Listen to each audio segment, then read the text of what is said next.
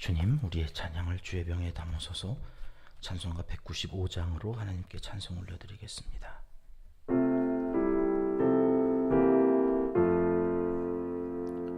성령이여 우리 찬송 부를 때 진심으로 찬양하게 하소서.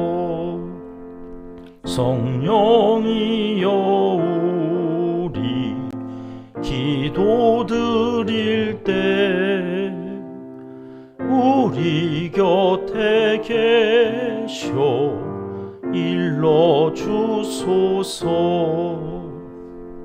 성령이여 우리 성경 읽을 때 그 속에서 빛을 보게 하소서. 성령이여 우리 전도할 때에 지혜로운 말씀 주시옵소서. 성령이여 우리 겸손해져서 우리 주와 같이 되게 하소서.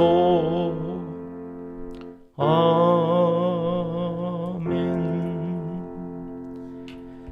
주님, 우리의 기도를 주의 병에 담으소서. 기도문으로 함께 기도하시겠습니다. 은혜로우신 우리 아버지 하나님, 또 하루를 허락하여 주셔서 생명 있는 동안 호흡이 있는 자들마다 여호와 하나님을 찬양하라 하신 말씀 따라 오늘도 찬송과 기도로 복된 날을 시작하게 하시니 감사합니다. 오셔서 홀로 영광 받아 주시옵소서. 눈에 보이지 않아 종종 잊을 때도 있지만 이미 약속하신 성령 하나님을 보내주셔서 우리의 보혜사로 능히 세상을 이기고 살아가도록 인도해 주시는 줄 믿고 감사드립니다. 삼손이란 사사를 태어날 때부터 나시른으로 구별하여 하나님의 구원 사역에 크게 사용하신 것처럼 우리도 오늘 하루 성령의 인도하심 따라 하나님께 크게 쓰임받기 원하오니 우리를 사용하여 주시옵소서. 우리 은평교회는 교회를 낳고 키워가는 선교 공동체가 되기를 강청하옵나이다. 오늘도 우리와 연결되어 있는 선교지마다 한 영혼이 구원을 얻는 기쁜 소식을 듣게 하여 주옵소서. 이웃과 열방을 살리는 생명 공동체가 되기를 또한 강청하옵나니 농촌과 개척교회, 도시 빈민들을 위해 수고하는 사역자들에게 사명을 감당하고도 남음이 있는 능력을 허락하여 주시고 소망 중에 즐거워하며 사역을 잘 감당하도록 은혜를 내려 주시옵소서. 이 일을 위해 아끼고 또 아껴서 선교 헌금으로 하나님께 자원하여 바치는 우리 은평교회와 온 성도님들의 가정과 일터 생업을 책임져 주시옵소서. 가정마다 간절한 기도 제목이 있습니다. 물질로 인해 곤란을 겪는 이들과 여러 가지 이유로 참 자유를 빼앗기고 살아가는 사랑하는 가족들을 기억하여 주시옵소서.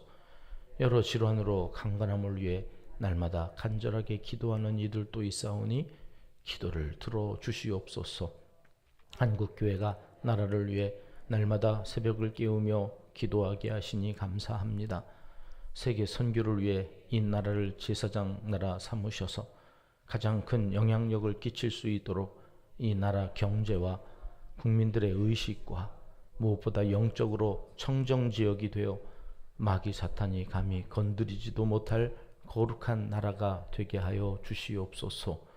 북한 땅 지하교회 성도들의 아픔과 괴로움을 속히 해결해 주시기를 원합니다. 공산권, 이슬람권 아래에서 신앙을 지켜가다가 순교하는 이들의 핏값을 반드시 보응하여 주시기 원하며 오늘도 핍박을 피해 숨어 지내는 수많은 영혼의 간구를 들어 응답하여 주시옵소서. 하나님을 사랑하는 자, 곧 그의 뜻대로 부르심을 입은 자들에게는 모든 것이 합력하여 선을 이루어 주실 줄 믿습니다. 하나님이여, 우리에게 은혜를 베풀어 주시옵소서. 예수님의 이름으로 기도합니다. 아멘. 이 새벽 주시는 하나님의 말씀은 사사기 14장 말씀입니다. 4절 말씀 한 절 같이 읽습니다. 그때 블레셋 사람이 이스라엘을 다스리가다게 삼손이 틈을 타서 블레셋 사람을 치려 하였으나 그의 부모는 이 일이 여호와께로부터 나온 것인 줄은 알지 못하더라. 아멘. 사사 삼손에 대해서 두 번째 시간입니다. 어제 우리가 첫 번째로 읽었던 13장 마지막 절 25절은 이렇게 기록되어 있었지요. 같이 읽습니다. 소라와 에스다올 사이 마하네단에서 여호와의 영이 그를 움직이기 시작하셨더라. 그 아이가 자라가는데, 그 삼손이죠, 하나님이 복을 주셨다. 24절에 그랬고, 이제 25절에 그에게 여호와의 영이 임하여서 그를, 여호와의 영이 움직이기 시작하면서 무슨 일이 있었는가? 이게 14장 1절에 이렇게 나오죠. 같이 읽겠습니다. 삼손이 딥나에 내려가서 거기서 블레셋 사람의 딸들 중에서 한 여자를 보고, 어느 날 갑자기 삼손이 정신이 나가가지고 블레셋 땅 딥나에 내려가서 블레셋 사람의 딸들 중에서 한 여자를 봤다는 게 아니에요. 여호와의 영이 임하여서, 그 여호와의 영이 움직이게 해서 간 곳이 딥나였고, 거기에서 한 여자를 본 거예요.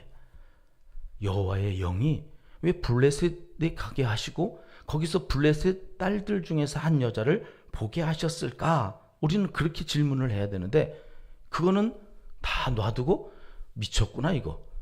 아니 그래, 여호와의 영이 임했는데 여자를 그렇게 밝혀? 그래가지고 그것도 유대 여자들이 그렇게 많은데 하필이면 블레셋 여자야? 우리는 그렇게 읽고 2절을 읽는 거예요. 2절 보겠습니다. 2절 시작. 올라와서 자기 부모에게 말하여 이르되 내가 딥나에서 블레셋 사람의 딸들 중에서 한 여자를 보았사오니 이제 그를 맞이하여 내 아내로 삼게 하소서. 드디어 미쳤구나. 이제 보기만 하지 뭘 또 아내를 삼겠다고 이러나. 사사가 뭐 이 모양이야. 그리고 우리는 그는 힘이 세고 머리는 텅 비었고 여자는 밝히고. 사사 같지도 않은 사사가 성경에 나오더니 히브리서에 기록되어 있네. 늘 이게 풀리지 않는 수수께끼 같은 성경을 읽으면서 삼손이 나쁜 놈, 이 형편없는 놈, 이러면서 성경을 읽고 있었다는 거예요. 그런데 성경은 다시 봐요. 여호와의 영이 임해서 이 여자를 아내로 삼겠다고 했다는 거예요. 여러분, 부모님에게 그 블레셋 여인을 아내로 삼게 해달라고 말을 합니다. 그러니 우리가 이 삼손을 오해하는 거죠. 봐라, 이 인간 사사인데, 그래 유대 여인이 얼마나 많은데 사사가 돼가지고 이런 모양이냐. 근데 이게 우리만의 생각이 아니었던 게 3절에 가서 보면 부모들도 그런 생각을 했나 봐요. 3절 말씀 같이 보실까요? 시작. 그의 부모가 그에게 이르되 내 형제들의 딸 중에나 내 백성 중에 어찌 여자가 없어서 네가 할례 받지 아니한 블레셋 사람에게 가서 아내를 맞으려 하느냐 하니 삼손이 그의 아버지에게 이르되 내가 그 여자를 좋아하오니 나를 위하여 그 여자를 데려오소서 하니라. 그죠? 부모들도 지금 우리랑 똑같은 생각을 하고 있는. 야, 할례 받지 않은 여자야 왜? 우리 백성 중에도 이쁜 여자들 얼마나 많은데 이 바보 같은 놈아, 뭐 이러는 것 같죠. 그러니까 하나님께서 삼손을 통하여서 지금 어떤 일들을 하는지는 보이지 않는 거죠. 겉으로 드러나 있는 삼손이 하는 이 짓이 도대체 성경적이지도 않고 하나님의 뜻에 맞지도 않고. 그런데요, 성경이 뭐라고 말씀하시느냐? 성경이 뭐라고 말씀하시나? 4절 말씀 보실까요? 4절. 우리는 이 구절은 성경에 없는 줄 알고 살아요. 그러니까 같이 읽겠습니다. 그때에 블레셋 사람이 이스라엘을 다스린 까닭에 삼손이 틈을 타서 블레셋 사람을 치려 함이었으나 그의 부모는 이 일이 여호와께로부터 나온 것인 줄은 알지 못하더라. 여러분, 성경은 뭐라고 지금 말씀하세요? 이 일이 누구로부터? 여호와께로부터. 여러분, 삼손이 미쳐서 여자에 환장해가지고 그 블레셋 여자들에게 마음을 빼앗겨서 이런 일을 한 게 아니란 말이에요. 지금 블레셋 사람이 이스라엘을 40년 동안 다스린 까닭에 삼손이 이제 틈을 타서 블레셋 사람을 치려고 구원하기 시작하는 그 일을 이제 하려고 그 여자를 하나 컨택해서 그 여자를 빌미로 하여 이제는 블레셋 사람들을 치려고 그랬다. 이게 누가 한 거라고요?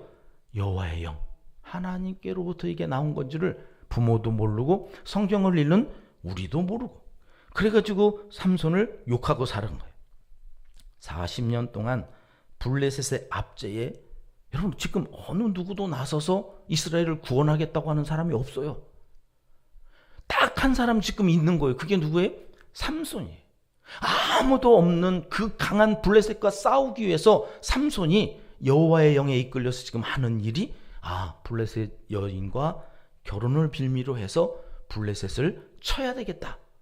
이렇게 갔다는 게 성경적 관점이에요.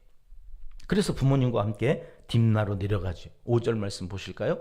내려가는 중에 어떤 일이 있었는가 읽겠습니다. 삼손이 그의 부모와 함께 딥나에 내려가 딥나의 포도원에 이른즉 젊은 사자가 그를 보고 소리 지르는지라. 도대체 이건 뭔 말입니까? 여러분 포도원에 뭐가 나왔다고요? 아니 젊은 사자가 포도원에 왜 나와요? 포도원에 스렝게티 초원에 가가지고 먹을 거 많은 곳에서 사자가 으르렁거리고 다녀야지. 여러분 포도원에 사자가 먹을 게 뭐가 있다고 포도원에 사자가 나와요? 그런데 포도원에 젊은 사자, 그것도 힘이 센 사자가 그를 보고 소리를 지르면서 나타났다는 거예요. 도대체 이게 뭔 말인가? 6절 말씀을 봐야 되겠죠? 6절 말씀 같이 있습니다. 여호와의 영이 삼손에게 강하게 임하니 그가 손에 아무것도 없이 그 사자를 염소 새끼를 찢는 것 같이 찢었으나 그는 자기가 행한 일을 부모에게 알리지 아니하였더라. 뭐가 임했다고요? 다시 여호와의 영이 임했다. 여러분 이제 삼손이 뭔 일을 할 때마다 성경은 무슨 말씀을 꼭 하고 그 일들을 해석하느냐면 여호와의 영이 강하게 임하였다. 여러분 미쳐가지고 그냥 사자 보고 그냥 사자 힘자랑하느라고 찢어 죽인 게 아니에요. 삼손이 누가 임했어요? 여호와의 영이 임하니 그 일을 할 수밖에 없어서 한 일이 사자를 찢어 죽인, 염소 새끼를 찢어 죽이듯이 찢어 죽여. 뭐 이런 일들을 하게 하시는가? 여러분 이 일로 인하여서 삼손이 알게 된 거 그게 뭘까요? 야, 내가 젊은 사자보다 힘이 세네. 이제 블레셋과 지금 싸워야 돼요. 혼자 싸워야 돼요. 블레셋이라는 거대한 이 골리앗 하나하고 싸우는 게 아니라 거대한 블레셋 전체하고 싸워야 되는데 나 하나예요. 얼마나 떨렸을까요? 되겠어? 그런데 이 사자를 찢어 죽이는 그 일로 인하여 자신감을 얻었을 거예요. 와, 나한테 이런 힘이 있었네? 그 힘을 가지고 이제 블레셋에서 이스라엘을 구원하는 일을 시작하게 되어지는데 여러분 그 일들로 인해서 어떤 일들까지 연결되어지는가 10절 말씀 같이 보겠습니다. 10절 시작. 삼손의 아버지가 여자에게로 내려가매 삼손이 거기서 잔치를 베풀었으니 청년들은 이렇게 하는 풍속이 있습니다. 삼손이 자꾸 결혼하게 해달라니까 이제 결혼이 성사돼서 그 결혼을 위해서는 이때 당시에 그쪽에 어떤 풍속이 있었다고요? 신부의 친구들을 불러서 잔치를 베풀어야 돼. 그래서 30여 명의 친구들이 왔어요. 그 친구들과 잔치하는 그 가운데에서 삼손이 내기를 해요. 내가 수수께끼를 내서 맞추면 배옷 30벌, 겉옷 30벌. 어마어마한 양이에요. 엄청난 가치를 서로 내기를 해서 문제를 내는데 그 문제가 14절 말씀이죠. 같이 읽어보겠습니다. 삼손이 그들에게 이르되 먹는 자에게서 먹는 것이 나오고 강한 자에게서 단 것이 나왔느니라 하니라. 그들이 사흘이 되도록 수수께끼를 풀지 못하였다. 여러분 삼손이 가서 사자를 때려 죽였어요? 찢어 죽였어요? 나중에 며칠 후에 갔다가 오는 그 길에서 보니까 그 사자가 말라 비틀어졌는데 거기에다가 벌집을 만들어 놓고 꿀을 거기다 모아놓은 거예요. 그 꿀을 찍어 먹었다는 거잖아요. 그리고 지금 그것을 수수께끼로 냈던 거예요. 먹는 자에게서 먹는 것이 나왔어요. 강한 자에게서 단 것이 나왔어요. 그게 뭐냐? 이걸 어떻게 맞춰요? 볼륨을 조금만 조절해 주실래요? 좀 줄여 주셔야 될 것 같은데 화어링이 생겨서. 먹는 자에게서 먹는 것, 이게 자기 혼자 경험한 거라 절대로 못 맞추죠. 절대로. 근데 이게 절대로 어려웠던 수수께끼가 아니에요. 이스라엘 사람들은 수수께끼를 낼 때 반드시 적거든요. 이렇게 적어요. 그렇게 적으면 넘겨주세요. 그 적는 것이 이렇게 정리가 돼요. 먹는 자에게서 강한 자, 먹는 자 가운데서 가장 강한 짐승이 뭐예요?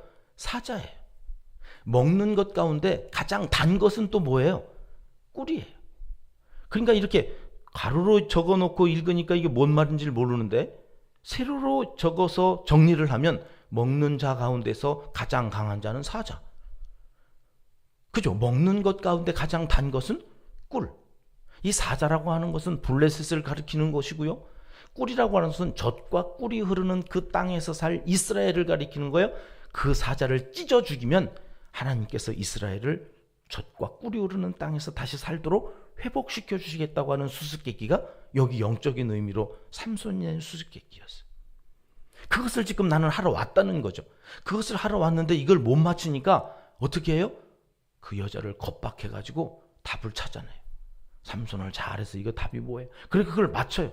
그랬더니 삼손이 얼마나 성질이 났는지 블레셋 사람들을 30명 때려 죽이고 겉옷과 베옷을 구해다가 저들한테 주고는 승질이 나서 올라갔다. 그게 오늘 14장의 내용이에요. 자, 그 말씀을 좀 더 살펴보겠습니다. 19절 말씀으로 가죠. 같이 읽겠습니다. 여호와의 영이 삼손에게 갑자기 임하시매 삼손이 아그솔론에 내려가서 그곳 사람 30명을 쳐 죽이고 노략하여 수수께끼 푼 자들에게 옷을 주고 심히 노하여 그의 아버지의 집으로 올라갔다. 열이 받아가지고.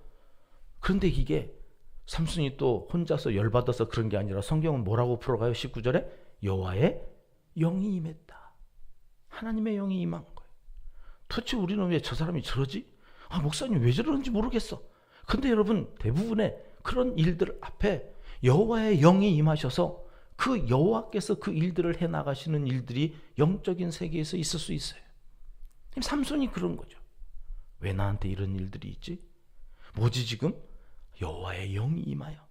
지금 무슨 일을 하고 계신 건가요? 블레셋으로부터 이스라엘을 구원해내는 일을 하고 계시는 거죠.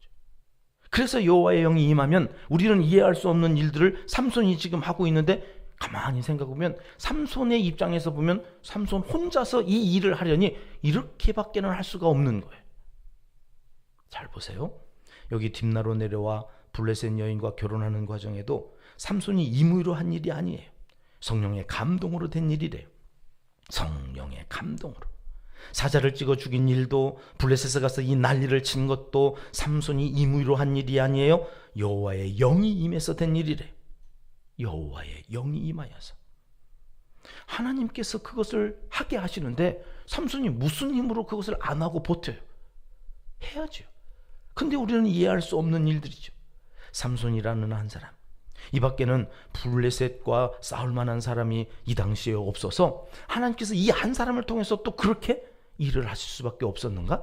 우리는 15장에서 그 딜레마를 풀게 됩니다. 내일 새벽 15장에서 하나님께서 왜 이렇게 하셨는가 하는 것들을 우리에게 알려주십니다. 말씀을 적용해 봅니다. 오늘 나는 무엇에 이끌려 사는 사람입니까? 여호와의 영에 이끌려 사는데도 삼손은 왜 이 모양일까 오해를 받습니다. 우리도 세상 사람들이 보기엔 이상한 사람들 아닌가요? 좀 더 차지. 피곤한데 새벽에 교회 가서 왜들 저러고 사나? 아니 푹 자고도 일 못하면서 잠도 안 자고 저러니까 일이 그 모양이지. 사람들은 우리를 비웃습니다. 그러나 여러분, 여호와에 이끌려 기도하는 자리로 가면 우리가 기도할 때 하나님이 일하시고 지나가는 과정에서는 혹시 실수하고 그래서 결과가 안 좋게 끝나는 것처럼 보일지 모르지만 결국은 하나님께서 우리를 나중에 마지막에는 웃게 하실 거다. 지금은 괴롭고 지금은 힘들고 지금은 이해할 수 없지만 여호와의 영이 임하여서 그것을 그렇게 함으로 또 다른 유익을, 또 다른 하나님의 일을 하게 하시려는 다른 하나님의 계획이 있으실지도 모르겠다. 그렇게 열어놓고 오늘도 하나님께서 살게 하시는 그 복된 하루를 여호와와 함께 그의 영과 함께 살아가기를 기뻐하시는 하나님의 사람들이 되시기를 이 새벽 하나님은 간절히 원하시고 계십니다. 기도하겠습니다. 하나님 아버지, 여호와의 영이 임하여 오늘 또 나라를 구원하고 가정을 구원하고 교회를 교회되게 하는 아름다운 사역을 감당하게 도와주시옵소서. 때로 이해할 수 없는 일들 앞에서 하나님께서 이 모든 마음을 주시고 감정을 주시고 기회를 주신 것은 우리가 알지 못하는 더 깊은 하나님의 섭리와 경륜이 있는 줄 믿고 하나님 포기하지 말고 그 자리를 지키고 그 일들을 감당해낼 수 있는 하나님의 사람들이 다 되게 해 주시옵소서. 예수님 이름으로 기도드립니다. 아멘. 주님 가르쳐 주신 기도입니다. 하늘에 계신 우리 아버지, 아버지의 이름을 거룩하게 하시며 아버지의 나라가 오게 하시며 아버지의 뜻이 하늘에서와 같이 땅에서도 이루어지게 하소서. 오늘 우리에게 일용할 양식을 주시고 우리가 우리에게 잘못한 사람을 용서하여 준 것 같이 우리 죄를 용서하여 주시고 우리를 시험에 빠지지 않게 하시고 악에서 구하소서. 나라와 권능과 영광이 영원히 아버지의 것입니다. 아멘. 자유롭게 기도하시겠습니다.